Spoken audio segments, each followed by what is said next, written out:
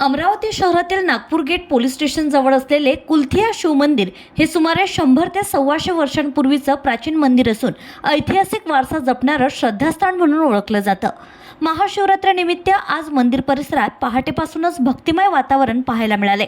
दरवर्षीप्रमाणे यंदाही अंदाजे 8 ते 10 हजार शिवभक्तांनी दर्शनासाठी मोठी गर्दी केली होती।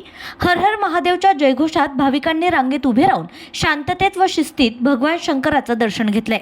महाशिवरात्रीनिमित्त मंदिर समितीच्या वतीने शिवभक्तांसाठी उत्कृष्ट व्यवस्था करण्यात आली होती।